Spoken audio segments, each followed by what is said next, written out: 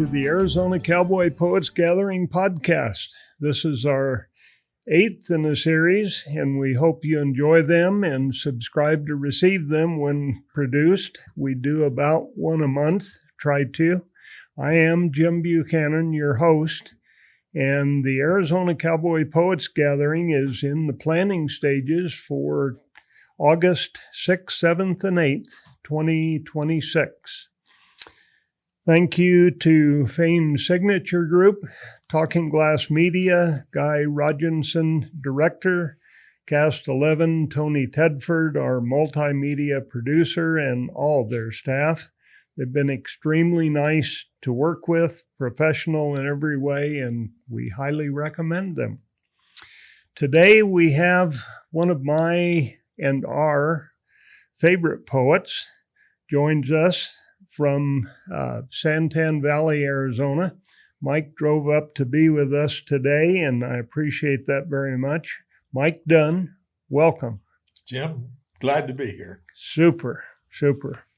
Mike's a cowboy poet. He has won the Gail I. Gardner Award in 2009, and most recently, he was one of 5 male poets who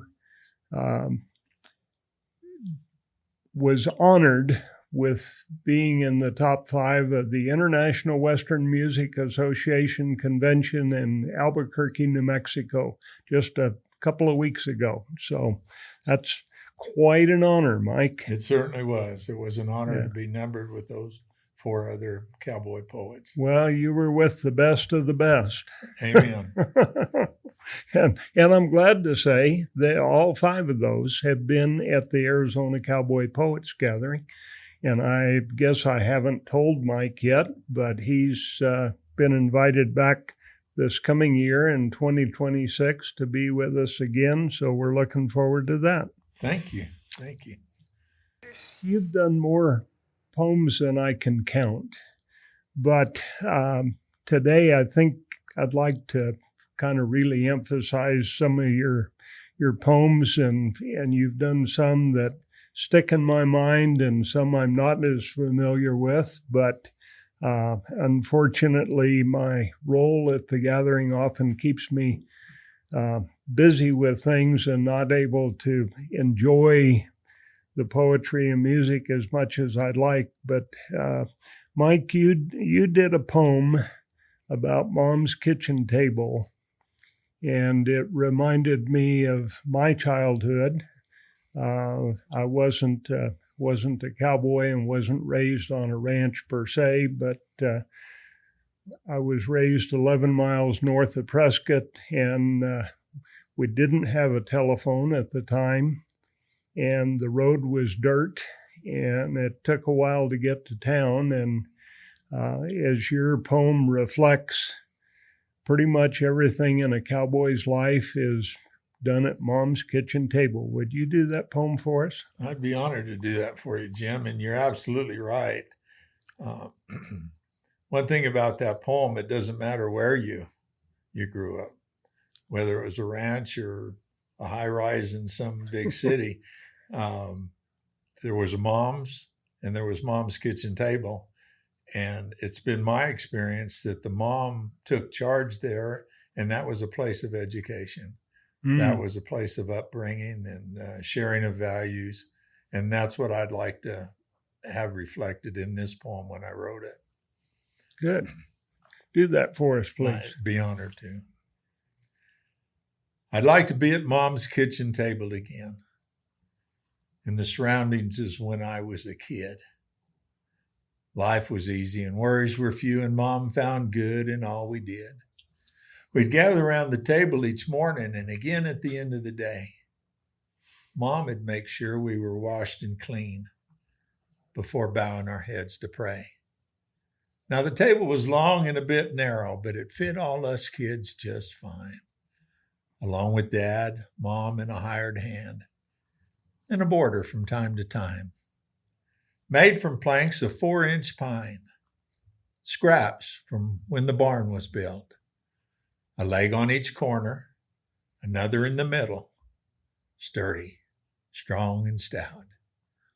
Benches split from cottonwood, running along each side, once rough, now worn smooth, but polished over time. At the head of the table, Dad's chair was sat, Mom's at the other end. But when Dad missed a meal, she'd fix him a plate and take the bench seat next to him. A center for family gatherings, the good book might be read at night, where life's discussions were commonplace by the glow of a coal oil light, figuring out which fields to plant, which calves to send to sale, horses to work, cows to cull, which fields to cut and bale.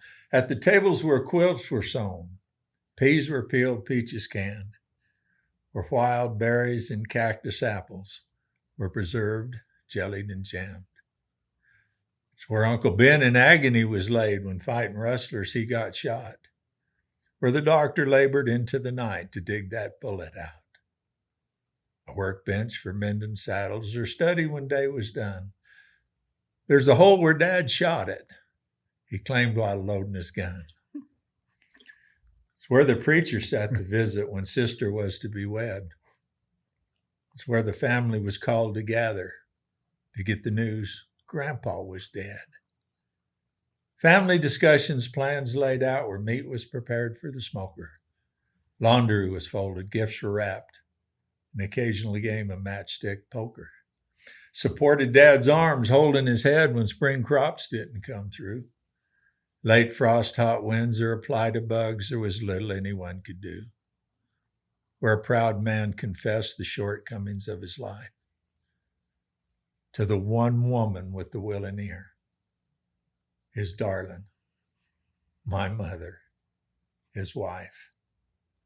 Where Sunday meals of wild turkey or beef were served as a festive feast, and all music around that table was made to the tapping of tired feet. Now there's quiet remembrances and stories told with laughter and tears. And those gatherings at the table's been part of it all, spanning decades of years. At Mom's kitchen table, great lessons were learned. More than at school, work, or church.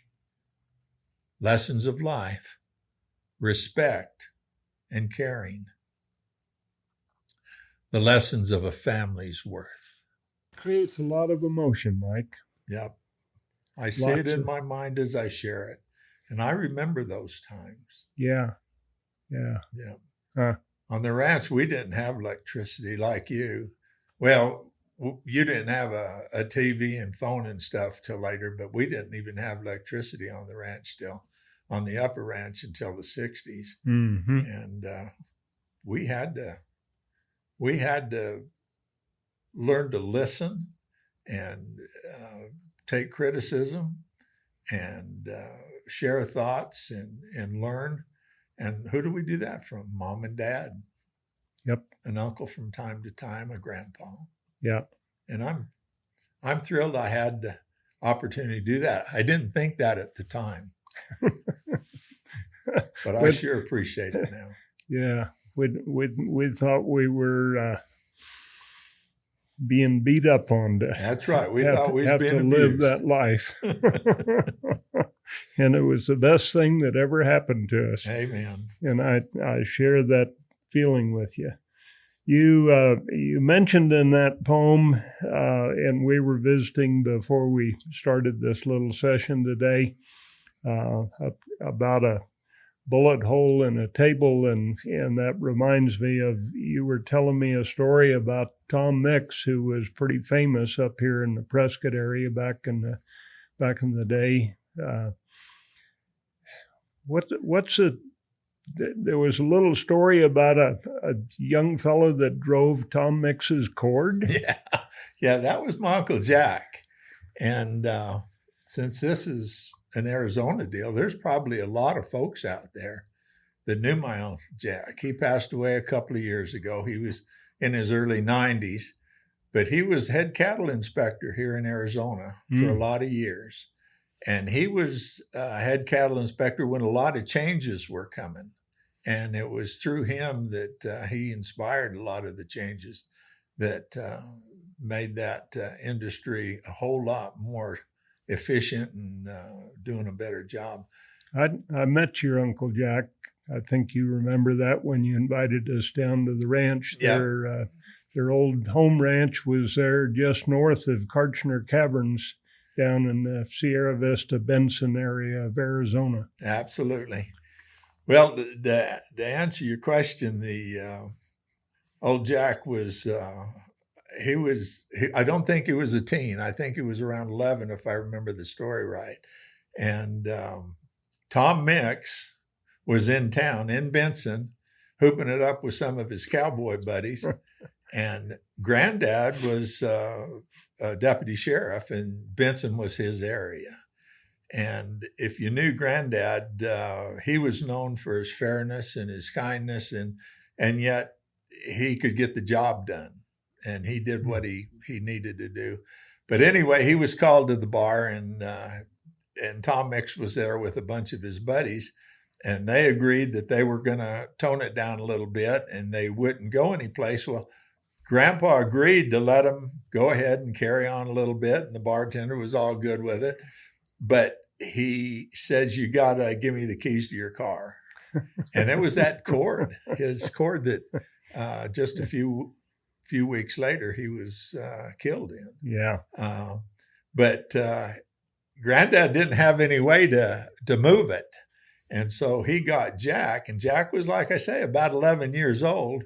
And he put Jack in that cord, and Jack followed Grandpa to the ranch, driving Tom Mix's cord. And it was there for a couple, 3 days until he had his fun, and he got sober, and he contacted Grandpa, and Grandpa went and got him and took him to his car. But that's a neat story. That's how things got done way back when. Better to have a kid driving a car than a drunk cowboy. Yeah, and to hear Jack tell it, he said, "I'd never driven one of them cars before." And of course, he had driven the pickup on the ranch. That was, at that age, that was commonplace. Yep. But he was a little tickled, and he smiled and chuckled when he was telling me the story. So. Those were the good old days. I have fond memories of driving. My mother would have me drive, and we'd go to town, and while we were on the dirt part of Williamson Valley Road, I was 8 years old, driving to town or driving home, whichever way we were going. But it was an insurance policy. You had to have your kids learn things like that, because if something happened, you might be called on to do it to save a life. Yeah. And that was the ranch life. That was commonplace. Yep. The other thing you mentioned in your poem about Mom's kitchen table is the kids, and some of the kids were girls, and I know you've got a poem about girls and cowboys, and we both respect girls as being some of the best cowboys around. Absolutely. Some of the best cowboys I know are girls. Share that poem with us, if you would, including your own daughters. That's right. I got a daughter both daughters. They're both cowgirls. Stacy just participated in the Grand Canyon finals in barrel racing, so she's still hard out at. Her and her husband do a lot of team roping. They raised their own horses. They took over the horse operation after we bowed out, and they've got some good animals, and they were just born right there and sired and everything right there on our place, and good animals. Super. But let me share this one with you, and I hope you enjoy it. She was the darling of her daddy's eye, her mom's sweet bundle of joy. Had to hit the ground a-running. She was supposed to be a boy. Common joke amongst the folks, expressed county-wide. Her cowboy dad could not sire a filly, no matter how he tried. The announcement came, stunned them all, gave them all a whirl. Mom's in prayer giving thanks. It's a little baby girl with 7 brothers lined up proud. I got an aching hunch. She'll be pampered, protected, and certainly teased. The only girl of the bunch. Her brothers will call her sister, a name she doesn't mind. All way back when there was argument, but now she likes it fine. Dollies were constant pals. She'd show 'em off with pride. Her favorite was a hand-sewn with a hand-sewn horse to ride. Got good at helping out her mom. With chores she did just fine. When one day she wanted to help her dad, it was just a matter of time. Soon blossomed as a cowhand. Even the brothers would make that claim. Savvy cow sense, tough as nails, could put the boys to shame. Unlike the boys helping mom, the little gal took to every task.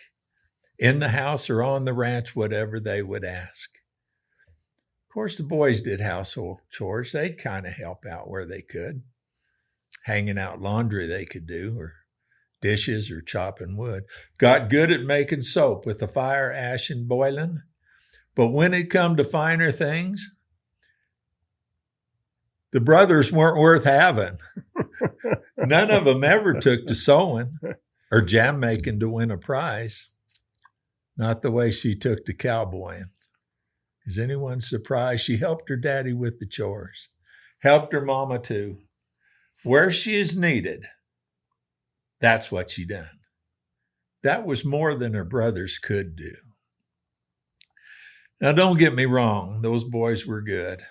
At buckarooing, they passed the test.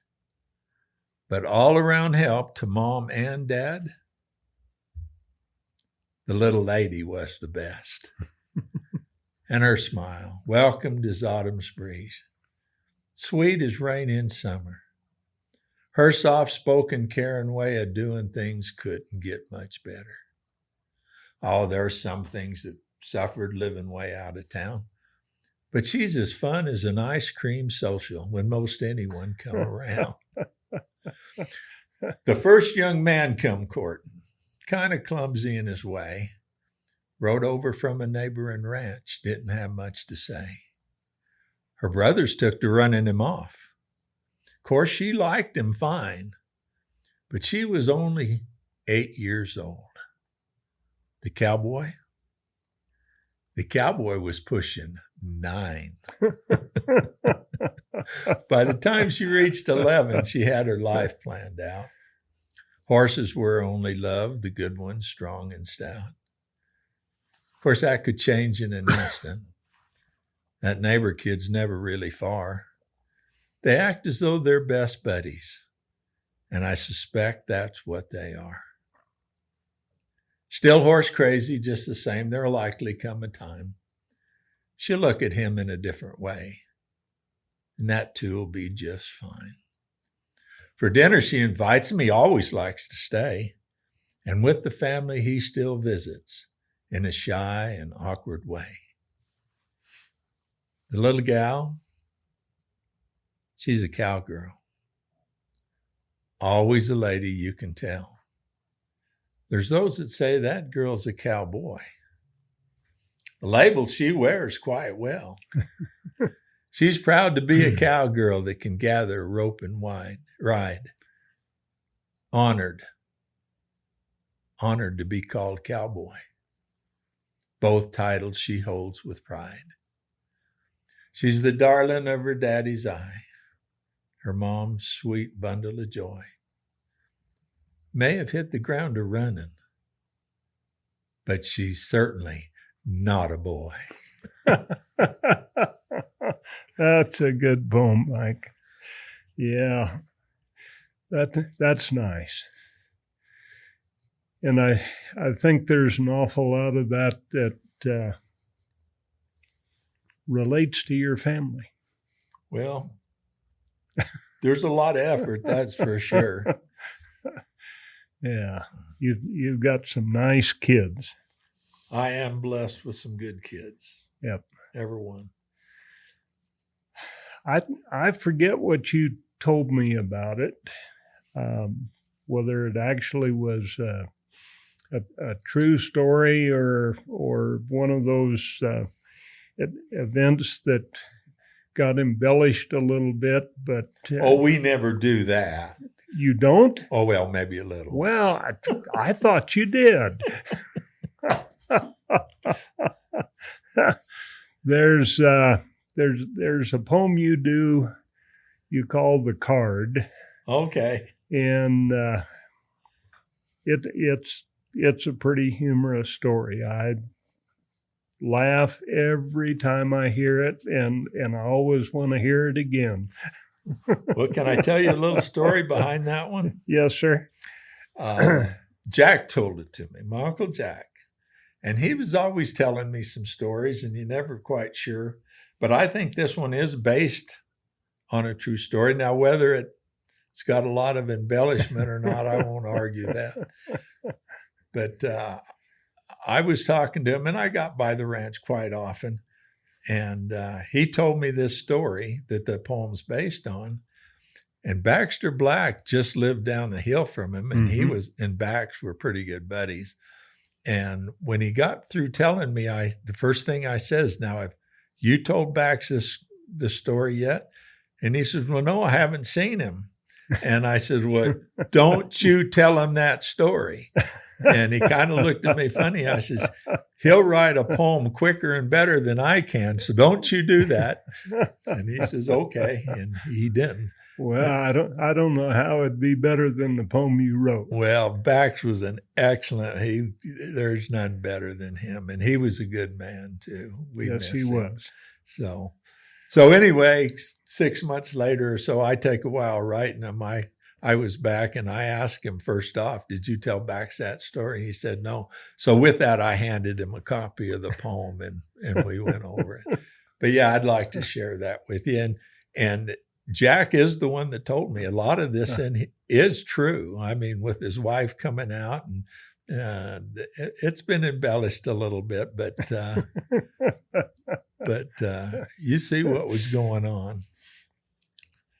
This story is told on my Uncle Jack and a young fella now wait, I'm going to say BLM. Are your folks out there know what the BLM is? Should we educate them? Oh, yeah, I think most do. Okay, well, probably if they're listening to this, they do. But it's the Bureau of Land Management. Yes, sir. And the government's coming to help you. Sometimes they do. This story is told on my Uncle Jack and a young fella from the BLM. A kid set out to make his mark. He'd come to check on him. A city kid with a half-cocked grin, friendly enough at first. The wife provided refreshment, something to quench his thirst. They visited on local news, cattle prices and the drought. All the time the kid's taking notes. Jack's wondering what it's all about. Finally, the kid come out and said he'd come to look around. The condition of the land and its use from the treetops to the ground. Jack told him, go right ahead. But then he pointed toward a gate with a warning, don't go in there. That would be a big mistake. The kid spun on his heels, lost his grin, returned to where Jack stood, took out a card and held it high, said, I don't believe you understood. This here's a bona fide government issued card. None can take its place for allowing me to go where I want, as he waved it in Jack's face. He'd come to see what he could see, called it a random inspection. And since he had his little card, there'd best be no objection. Jack easily relented.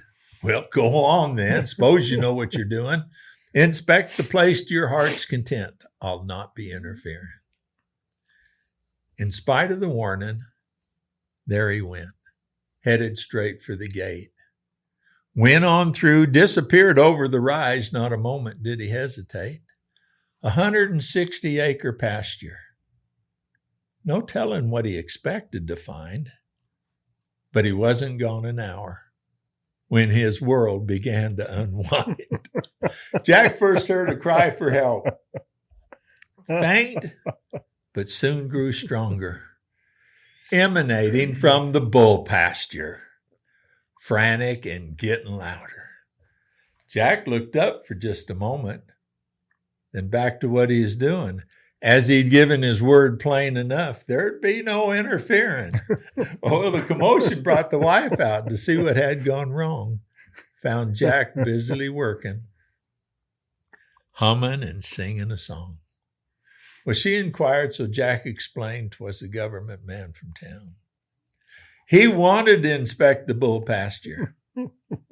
So he'd gone in to look around. About that time, he topped the rise, running at full speed, cussing the bull as he passed the gate. The kid was losing his lead. Why, don't you think you ought to help him? Do something to make him quit? Jack's reply, oh, that bull's tough enough. The kid hasn't hurt him yet. Through a bush, over a rock, they danced around a tree. The kid wasn't doing bad for himself, but I was glad 'twas him, not me. Shortly, she demanded, do something. To help the kid, Jack had no choice. Now, the wife seldom ever made a demand, but Jack recognized that tone in her voice. Thing is, if the kid would be still, that bull would quit the attack. Jack told him, stop and quit your yelling. The kid started cussing Jack. Jack tried again as they passed by. The kid's interest in listening was slim. Now Jack's thinking, while the wife's insisting, the kid's in less trouble than him. Well, then Jack stood tall, winked at his wife, walked to the gate in the yard. For a last try, as they passed by, Jack hollered, show 'em your government card.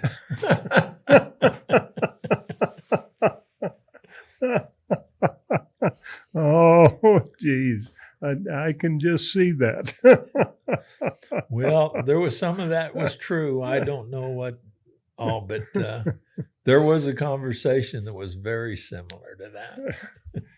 Well, I think you and I have observed that the government often hires kids out of school with a degree and a good education, but what they don't teach them is the reality of life on the ground. Yep, common sense. Common sense, yep. And that young man learned a lesson.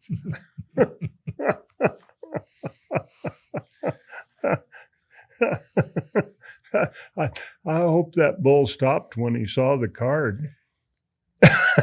I don't know, but the kid never got hurt, so. Oh, golly. Jeez. Oh, Mike, you do some wonderful poems.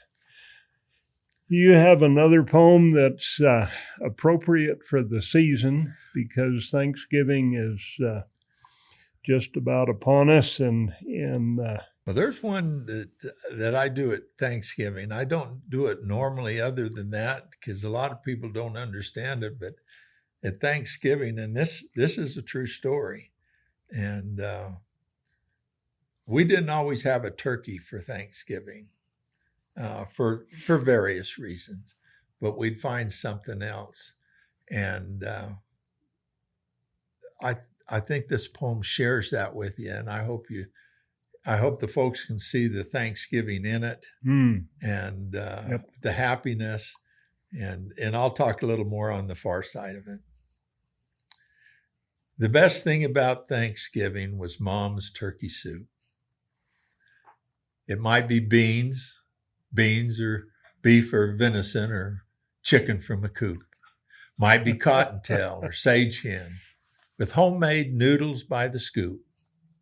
Whatever it was, we gave thanks and called it turkey soup. Now, what you don't understand is because we didn't have a turkey and somebody said someplace that's what we were supposed to have, Mom would make soup and we had soup quite often, and quite often it was bean soup. Then we'd have the bean soup one day, and then we'd have a bowl of beans the next day. Then we'd refry them the next day, and then we'd make burritos out of whatever was left the next day, and then we'd start all over again. But I remember the Thanksgiving that we had soup, and we were all a little older, and we got a ribbon that it didn't look like turkey soup, and somebody said, "No, that's turkey soup." And of course, we saw the beans in it and the broth, and we said, "No, I don't think it was." And we ribbed each other all the way through that, and that was one of the best meals we had. It wasn't just the eating of the soup, but the camaraderie and the love that was shown, and the thankfulness for what we had. And we always had Mom's homemade bread. and I don't care what you eat, as long as you got a little butter and honey to go with soup, and that's a feast. Homemade bread. Homemade bread. That's a feast. Yes, it is. Yeah. Is today even. Yeah. How about doing Grandpa would tip his hat? Okay. And that is a true story. That is a true story. And it's based on when I couldn't have been much more than 6. And we were walking downtown in Benson. And I noticed Grandpa doing something that I'd seen him do hundreds of times before, just all the time. And when we passed the ladies, he would tip his hat, or he would make a gesture, and he'd say hello. And I guess for some reason, and I wore a hat at that time, and I guess it was time for me to learn. I asked him about it, and that's where this poem comes from. Grandpa would tip his hat, and a greeting he would bid with a smile as he passed the ladies, because that's what cowboys did. He'd tip his hat to the little girls. He'd get from them a smile and glow and a kick out of their giggles, along with a friendly hello. The first time that he met a gal, his hat had come off his head. He'd hold it for a moment, then it'd be back on his head again. The next time after he'd met him, the words would be much the same, but there'd only be a tipping gesture as he'd politely say their name. Grandpa would tip his hat, and I guess I learned from him, along with a few other things needed to be a gentleman. Now, Mom constantly instructed on manners good and bad, but it was Grandpa that I listened to on the fine art of becoming a man. Other times he'd remove his hat in public was at church, or when Old Glory passed him by. At his chest, his hat he'd clench. While society no longer requires politeness, real patriotism's hard to find. Yes, it is. Attentiveness is no longer part of caring, and folks don't seem to mind. How sad it is that men no more tip their hats to the ladies. An action as American as presidents kissing babies. Like a salute from a knight in armor, or a bow from a musketeer. Noble gestures once so common are seen less of through the years. Unless you're in cow country or cattle growers are in town, this courtesy trait once offered by men will likely not be found. Now, here's why I still tip the hat. Going beyond new social rules. You see, tipping of the hat was taught to me as the respectful thing to do. Nice. Something we all ought to do more of. And I will admit to my negligence in that regard. I do it often, but I don't do it often enough. I've seen you tip your hat to the ladies, and I'm proud of you. Yeah, I've seen cowboys that I respected a bunch, and boy, they were the best at that. Even walking in a house, they'd always take off their hat when they walked in a house. Well, and you should, don't get me wrong. And you should never lay your hat on a kitchen table. And there's a lot of rules that say if you do that, you're going to have bad luck, and you don't set it on your bed, and you always set it upside down or lip it over the thing. But I had a run-in with my mom once because I went into a house with her, and it was kind of a crowded deal.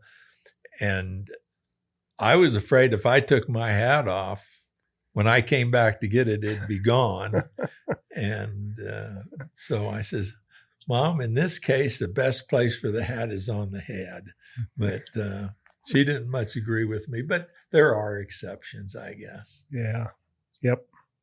I suppose there are.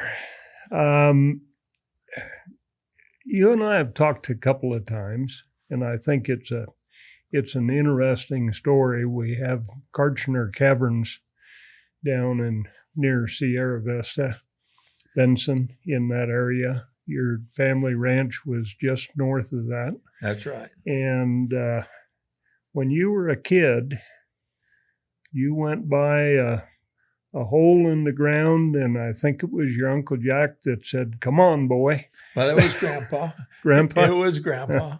And he knew what was there. There was a number of people in Benson that knew what was there.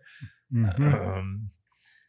Granddad, now when we went out riding, we was often 6 to 8 hours, sometimes more. Sure. So you'd have to stop every once in a while and air your pony's back and just give them a little bit of rest. And he took advantage of that. He'd lay down under a mesquite tree and pull the hat over his face, and he'd often act like he was sleeping. And I'd say, Grandpa, come on, and it's time to go now. But anyway, anytime I saw something that I wanted to get off and look at, because there's a lot of history right there. Mm-hmm. Along those Whetstone Mountains on the east side, there was a wagon trail train that they used to haul stuff up to the fort, and all kinds of things. And every once in a while find an oxen shoe that had been thrown. And it was just an interesting place to scout out. And he had always stopped. If I wanted to stop, I guess he thought it was part of an education. He'd let me look around and sometimes longer than I should, and he was good about it. But this one time, we were trailing some cattle that had got out, and I saw this little ledge, and underneath it, it looked like it was open. And so I got off the horse, and I'm starting to look in there, and it looks like it widens out a little bit. I mean, there's some room in there. And I yell out to Grandpa, Grandpa, I want to look at this. Grandpa, do you know what this is? And as far as I know, he never turned his head. He says, just get back on your horse. All you're going to find is a bunch of rattlesnakes in there. And he just kept riding. And I'm saying, Grandpa, no, I want to look, And he just kept riding on. What am I going to do? I'm going to get back on the horse and catch up with him. Sure. So, I mean, it really surprised me. It really surprised me. Well, years later, I realized that was the entrance to Kartchner Caverns. And he knew about it. Jack knew about it. In fact, Jack had been into it in the 30s. And he didn't want this stinking 13, 14-year-old kid blabbing about it and getting interest in it, which ultimately happened later in years. I always thought I'd go back to it one time when he is out of town or something. And I just never did. So interesting. Yeah. But you got to think about those boys that were up there that they claimed discovered it. They had an inkling it was there. I mean, they just weren't walking around the desert and say, oh, look, we're going to go rappelling in this thing. Somebody had tipped them off. And that's exactly what Grandpa did not want me to do. Yeah. So. Yeah. Well, it's really, when you think about it, it's wonderful that it wasn't kind of one of those things that became a public attraction at the wrong time. Absolutely. Too soon. I haven't been in them. Most of the family has, and they tell me they've done a first-rate job Yeah. preserving that. Yep. Barb and I have had the pleasure of going to them and walking through them and seeing things and seeing the tracks in the mud that are who knows how old. They could have been Jack's as far as I know. Maybe There's another 100 way years. in. I don't know if they've found it, but Jack went in another way in the back. He was shown that way by a miner that was up there that took him in. And they used the little flame up on top of the helmet. That's how they saw when they went in. And of course, this was back in the 30s. But a lot of history in that area. I'm sure Indians have been in there a number of times too. So. Yeah. Yep.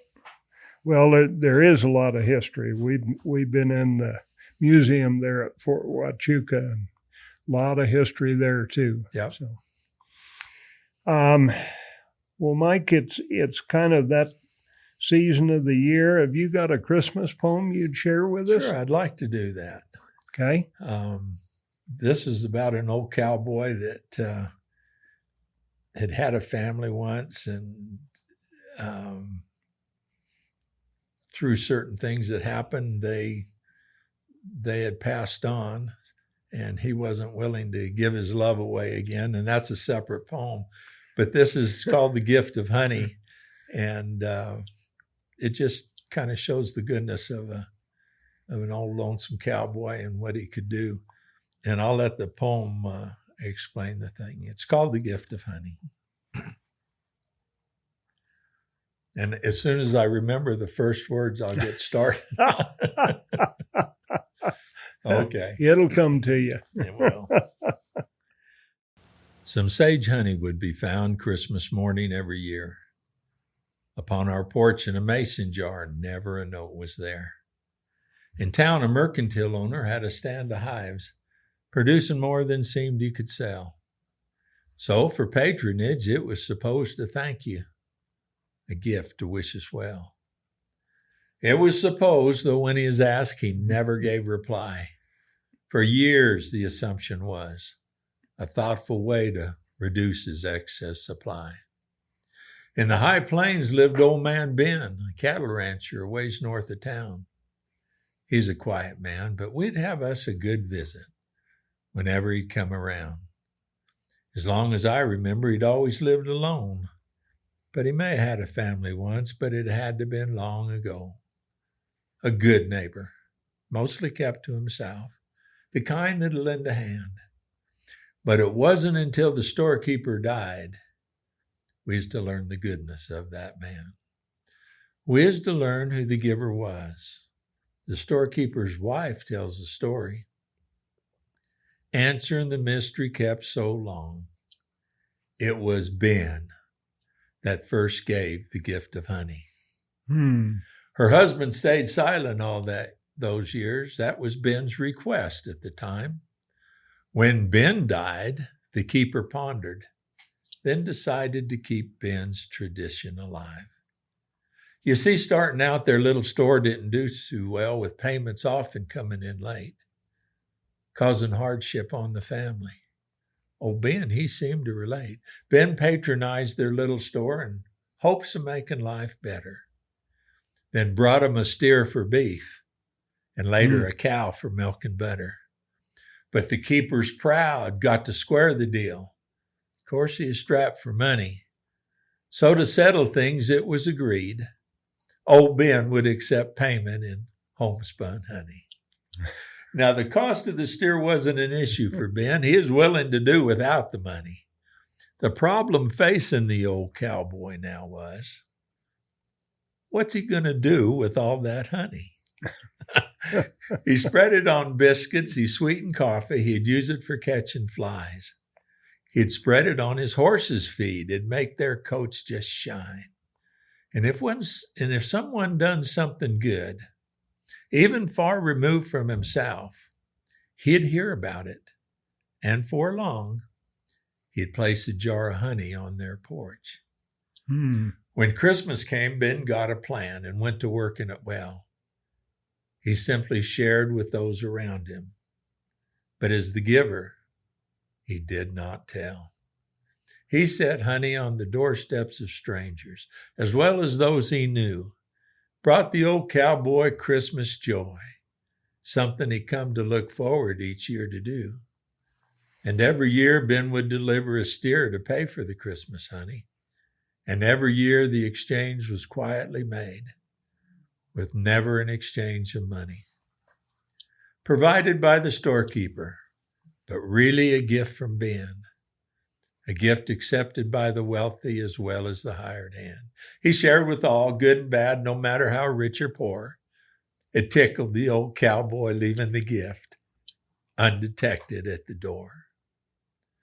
Oh, I'm sure there were those that knew, but chose not to ruin the fun. For the old cowboy with the gentle heart, his secret had been kept from the town. Still today, a bit of Ben's tradition lingers on, as a jar of honey might be left for something or for nothing upon a porch, with the giver left unsaid. That's the spirit of Christmas. Spirit of Christmas. Boy. Yeah, it is. Nice. Part of the season that we enjoy and celebrate. Yes, sir. It is. Yep. Let's close today, Mike, if you would, with your poetry, and would you do Autumn's Reflections for us? I'd be happy to. Super. And for those that don't know, autumn is the time you kind of reflect. You've already had a full year from spring to autumn. It's a time you let go the horses to graze on their own. Winter doesn't require as much horsepower as it does during the year. And it's the time that the cowboy reflects on what the past year was, the good, the bad, how is he going to improve? And that's as common as it can be. I don't know any ranch or outfit that doesn't do some autumn reflection. So that's where this poem comes from. Ripples of wind bring autumn scent, press through golden leaves. Sunlight bright and shortened days adds warmth to cooling breeze. Autumn's a cherished time as much as that of spring, when the range puts off its summer's best to wait that which winter's to bring. The streams abused by horses' hooves, dancing in autumn's reflection, nose in the water with snorts and stomps and energetic, playful rendition. Listening, I tarry in thought. It's a concert to the discerning ear, as pensioned horses and working stock mark their end to another year. It's a time we let go the remuda with winter's needs so few, to run with those retired souls, freedoms of youth to renew. And we visit, before I let them go, telling them each one how well they've done. Even old Sorry gets some praise, though he's already itching to run. The year, it's been a good one. Chores got done at a reasonable pace. Got some rain and the calf crop paid. I'd say we run us a good race. Kids are all well, doing fine. Took it hard when old Ben passed on. And though he's old and ready to go, it's tough to believe he's really gone. But as Ben would say at the close of day, we're all blessed aplenty. And if we don't recognize the good Lord's hand, it would be for us a pity. So with that thought, I thank you, Lord, for your gentle care and conversation, for blessings beyond worldly goods, shown clear in autumn's reflection. Thank you, Mike. That ought to make us all think a little bit. Hopefully it does, reflect on things and think about the year behind us and look forward to the year ahead of us and be thankful. Amen. Yeah. Yep. And I'm more blessed than I deserve. Oh, you and I both. I feel blessed here today because I've had the privilege of being your audience today. Yeah, and it's not very often I get that chance, but I sure enjoyed it. Thank you for joining us today, watching our podcasts, listening to them. We will be continuing these as we prepare for the 2026 38th Arizona Cowboy Poets Gathering, August 6th, 7th, and 8th here in Prescott, Arizona. So please think about joining us. We have 3 night shows. We have free, they're ticketed. We have free day sessions during the day on Friday afternoon and all day Saturday. So there's a lot you can participate in and enjoy, and you can do it very economically. And as I mentioned earlier, please look forward to Mike being back with us. And check out our website at azcowboypoets.org. Sign up for our e-newsletter. You can do that on our website, and follow us on Facebook. And until we meet again, Merry Christmas, Happy Thanksgiving. We wish you the best, and adios.